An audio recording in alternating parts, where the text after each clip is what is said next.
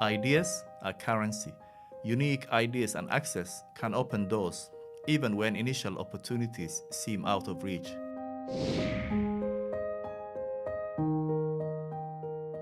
Welcome to my journalism toolkit, and thank you for joining me. Somali reporter Jamal Osman. For Channel 4 News, the Somali journalist Jamal Osman. That's the execution ground. This is the Bakara market. In this episode, I'll share the story of how I landed my first job at Channel 4 News and how my journey began. Assalamu alaikum. It all started with a phone call to my local newspaper in South London, a weekly publication. I asked the editor if they offered work experience opportunities. His response? A categorical no. But I didn't stop there. A week later, I called again. This time, pitching some story ideas, and his reaction was different. I like your ideas, he said, and he wanted to know more about my background. So I explained that I was studying journalism at Kingston University and was eager to gain experience. I also mentioned I was a mature student working as a taxi driver on weekends. Driving around the city, I saw potential stories everywhere. I offered to send him a few ideas the following Monday. To ensure my proposals were professional, one of my university teachers helped me refine them. When I sent my ideas to the editor, he commissioned one of them. Most of my stories came from driving a taxi. On weekends, I would spot emergency services responding to incidents, a car accident here, a fire at a kebab shop there. These were the kinds of stories local newspapers loved. By Monday, I usually had a couple of solid ideas to pitch. This experience taught me an important lesson. Ideas are currency. Before long, I started pitching stories to newspapers in South Africa, Kenya, and the UAE. They all asked for my CV, and I was able to send them a strong one, complete with bylines from my published articles. During my summer break, I traveled to Nairobi to work on some of these stories. For me, gaining confidence was crucial. One of my pieces published in South Africa's Mail and Guardian covered human rights abuses in the Ogaden region of eastern Ethiopia. That story turned out to be a game changer. A freelance producer, Nick, who worked with Channel 4 News, read my article, then contacted the Mail and Guardian editor and also spoke to a friend who recommended me. Nick reached out to me, telling me that he and a reporter were heading to the Ogaden region with a UN delegation and wanted background information. For them, it was part of the research process. For me, it was an opportunity to break into the mainstream media. I prepared well for the meeting, not just to provide information, but with a bigger proposal in mind.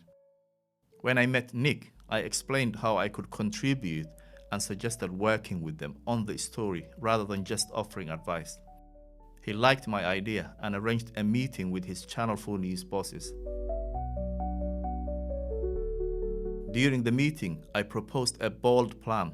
Despite being a student with little experience, I suggested going ahead of their team to film the story independently.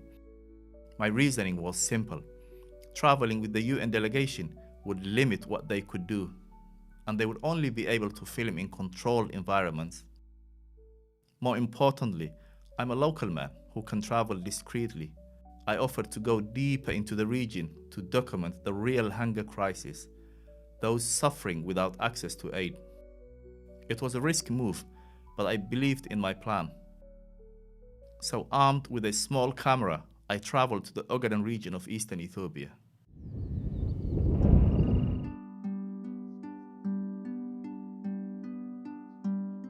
In the Ogaden desert, 3 years without rain had left nomadic people on the brink of starvation. The animals were dying in the thousands, and villagers were surviving on cactus and leaves. Ethiopia's army stood accused of using food aid as a weapon, deliberately starving ethnic Somalis suspected of supporting separatist rebels. Reaching these nomads required an 8-hour trek on foot. The footage I brought back exceeded everyone's expectations. It was raw, powerful, and impactful. There were other journalists traveling with that same UN delegation, but our story stood out. My involvement was so crucial that my Channel 4 News bosses took notice.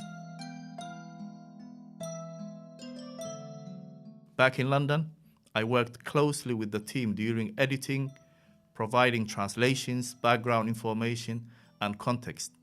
The trip was a success, and the story was shortlisted for a prestigious award. The editors asked me, if you have any interesting ideas, let us know. That marked the beginning of my relationship with Channel 4 News. My next big assignment, meeting Somali pirates in November 2008. Looking back, I have learned few lessons from my journey. Ideas are currency. Unique ideas and access can open doors, even when initial opportunities seem out of reach. As a mature student, I felt an urgency to succeed. That pressure motivated me to start practicing journalism while still studying. Each step builds on the last.